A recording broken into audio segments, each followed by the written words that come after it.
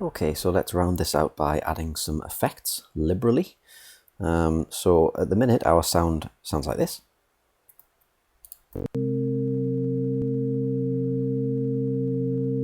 So we've got our four partials, the second partial there, the frequency of which is being modulated by the LFO. Could increase the rate of that. And once the rate gets particularly high, see this splits into a number of different partials. Actually, what I'm going to do is I'm going to turn that off for now. So we've just got this sort of static sound to start with. Alright, so let's look at some effects. I'm going to get rid of this oscilloscope for now.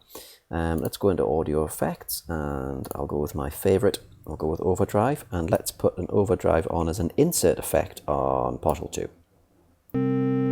Alright, so if I click on partial 2 chain here, here's our overdrive. And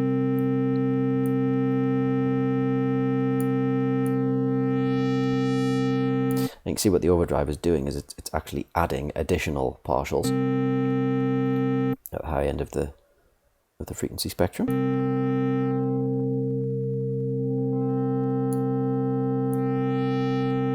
The more drive you add, the more partials you get.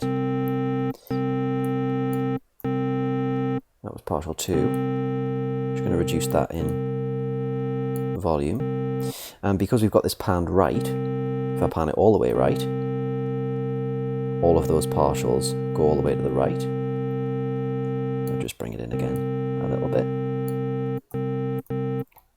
Okay, I'm going to get rid of that actually because I don't want to add all of those additional partials.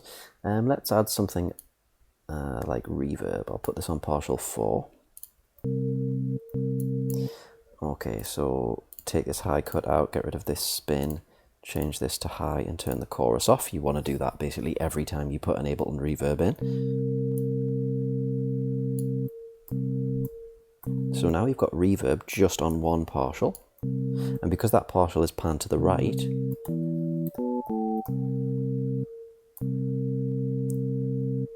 that has an effect on the stereo field.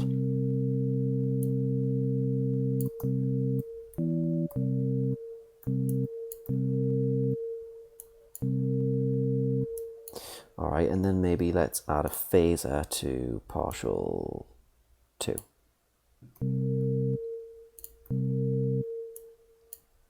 And let's experiment with this.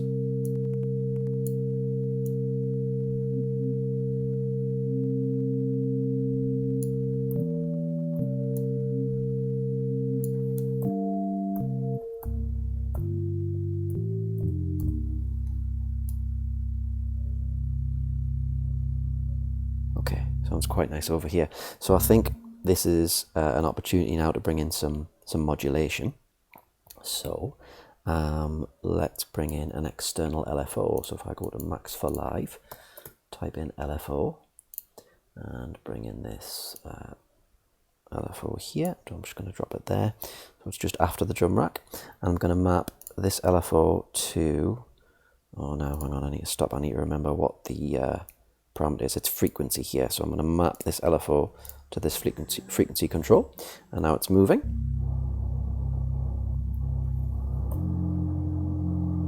Let's take this up an octave.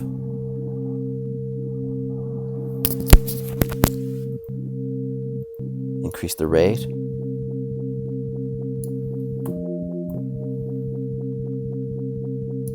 Maybe reduce it a little bit. We could try and sync this to the track in order to hear that a little bit better. I'm just going to bring in some sort of, yeah, that'll do. Let's run that. Go back to the drum rack.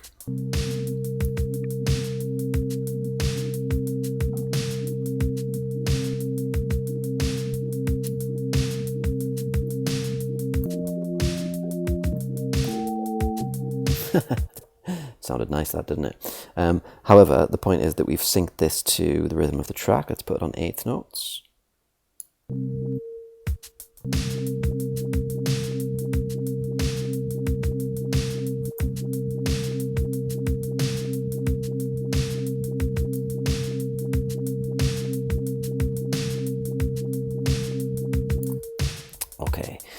So this is using an external LFO, and obviously you can map that to any parameter on anything you want at all. So there are a lot of options for modulation there.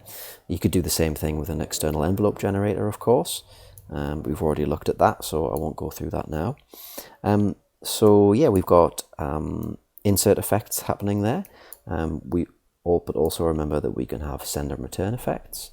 So in a drum rack, so let's have a look at maybe this erosion. And why don't we route, if we open up the send controls, route some of our partials to this erosion effect.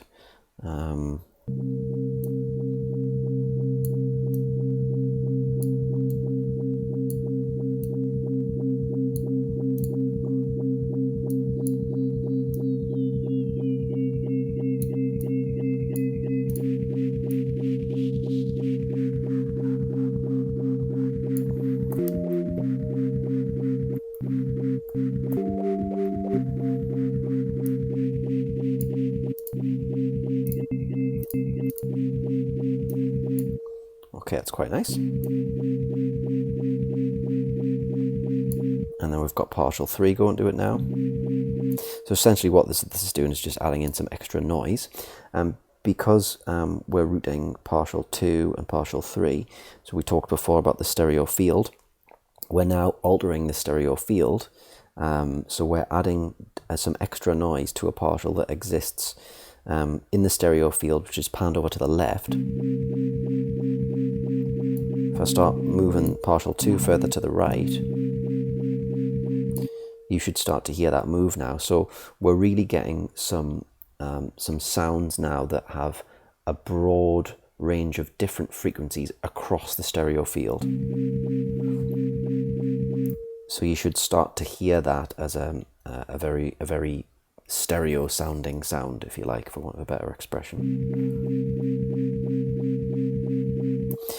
Okay, so lots of different ways to add movement, to add depth to the stereo field, to add interest to the stereo field, and loads of different variables, if you like.